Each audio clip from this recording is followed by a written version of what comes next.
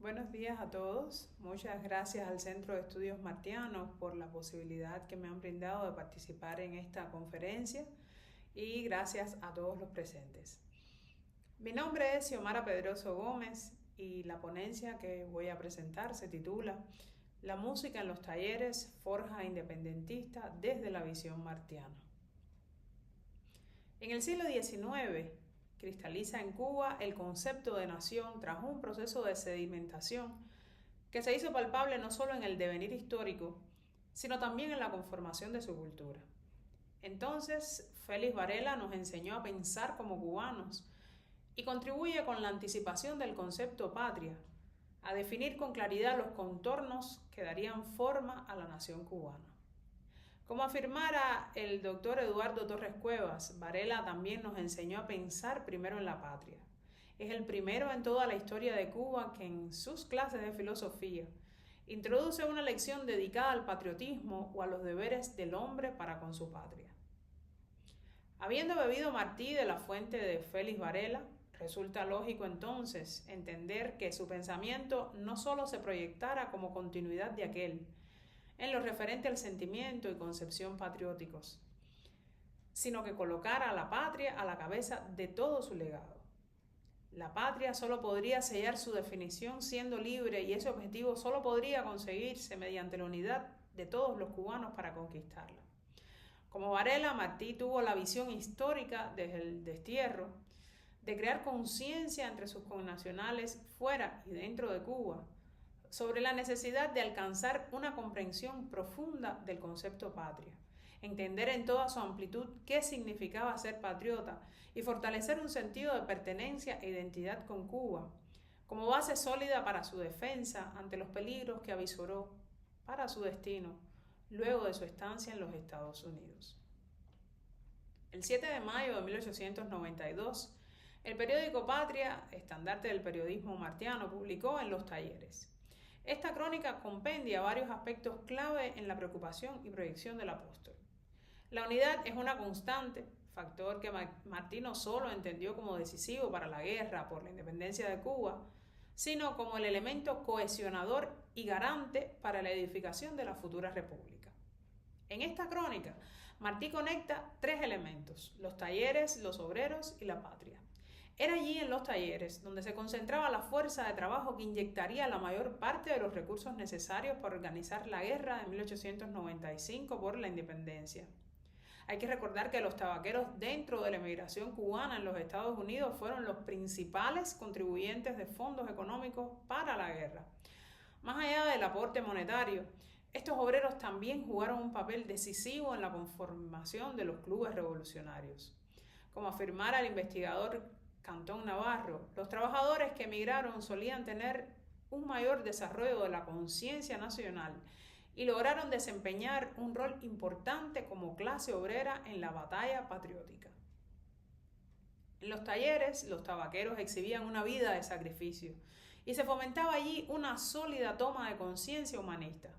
Aquellos obreros cubanos en suelo extranjero fueron definidos por Martí como hombres enteros, hombres creadores, hombres fundadores que suben orgullosos las escaleras de los talleres. Martí presenta como hombres de igual naturaleza a los músicos cubanos Rafael Díaz Albertini, violinista, y a Ignacio Cervantes, pianista y compositor. Destaca cómo ellos ascienden a los talleres y en un giro que borra todo vestigio de superioridad, echa por tierra cualquier brecha entre músicos y tabaqueros, para considerar a ambas labores como igualmente virtuosas. Reverenciaba a Martí de este modo la virtud de amar y defender a Cuba y a todos los que contribuían a ella desde el exilio y el taller, a los obreros cubanos. Con el reconocimiento y exaltación de los obreros, Martí aportaba otra visión a la composición nacional en la lucha por la liberación de Cuba. Se alejaba de los anarquistas que en el siglo XIX se oponían a la integración del proletariado con otras clases sociales, aun cuando compartían el mismo propósito independentista, y sirviendo de esa forma las intenciones divisionistas españolas entre los cubanos. Es en el taller, por ende, donde se forja la ideología de clase, donde tienen lugar los procesos de creación material e intelectual, donde se intercambian las ideas y se conforma el pensamiento. De ahí la importancia que otorga Martí a la convergencia en ese reservorio natural de ideas y de hombres. Aquellas fábricas que son como academias, con su leer y su pensar continuos. Aquellos liceos donde la mano que dobla en el día la hoja del tabaco levanta en la noche el libro de enseñar. Aquellas sociedades de artes y recreos de donde solo se excluye, por aseo moral, a los infieles a la patria. Aquellos hogares donde se ve apenas la pobreza por el mucho espacio que ocupa la virtud. El 5 de mayo de 1892, Cervantes y Albertini arriban a Ybor City en Tampa y se presentan en un improvisado auditorio llamado Ybor Theater en la fábrica de tabacos, fundada por el cubano industrialista Vicente Martínez. Como afirmara el investigador Arias, no abundaban los compositores cubanos en la época en que Cervantes y Albertini ofrecen su concierto. Obviamente, tampoco imaginarían que las composiciones del propio Cervantes se convertirían años después en una de las más representativas de la historia musical cubana y del nacionalismo musical iniciado por Manuel Saumell. Este factor puede ayudar a entender el porqué del repertorio presentado ante el público tabacalero, que estuvo conformado por obras de la creación musical europea como las de Delphine Allard, Saint-Saëns, Charles Gounod y Gottschalk, y que por la complejidad de su factura musical y técnica requerían para su interpretación del virtuosismo de músicos como Cervantes y Albertini. Varios elementos convergen en los dos músicos cubanos. Además de ser virtuosos artistas, son patriotas convencidos, entregados a la lucha por la independencia de Cuba y sufren destierro.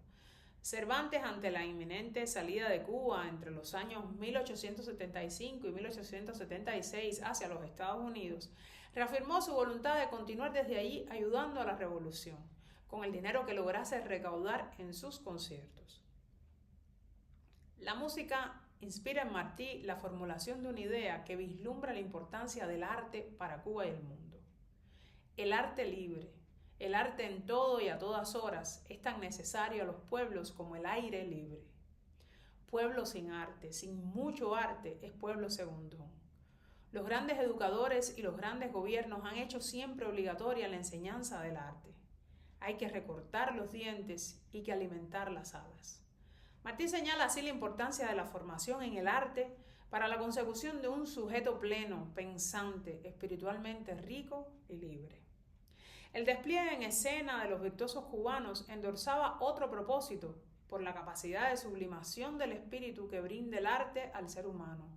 Esa capacidad de emocionar, desde el goce estético, de redimensionar el espíritu, de crecer en la virtud para desde ahí mostrar, reafirmar y consolidar la obra bella que había comenzado a conquistarse con el sudor y el sacrificio de los cubanos patriotas y que habría de culminar con la organización de una guerra que aspiraba con plena conciencia a conquistar la libertad de Cuba a sangre y fuego.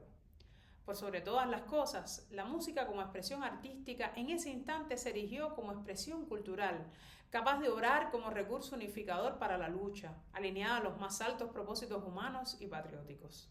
Fue un ejemplo de implementación práctica de política a través del arte. La conformación del nacionalismo cubano en el siglo XIX estableció los elementos que darían fisonomía al concepto de patria.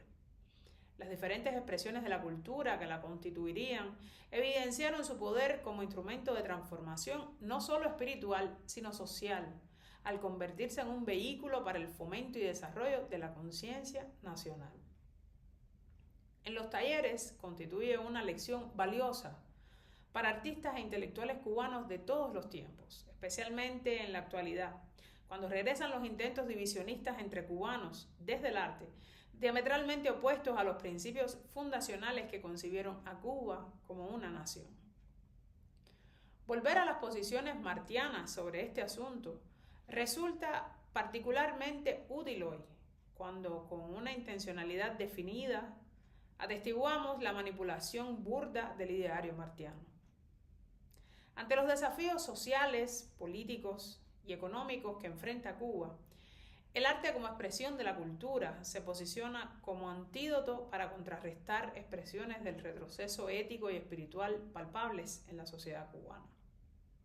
Remontar esta realidad implica promover el estudio más profundo y extenso del pensamiento martiano, en el que la patria, como constructo ético, moral, identitario que da forma y cohesión a la nación, para perpetuarse independiente, requiere articular en torno a ella cualquier aproximación, análisis o estrategia.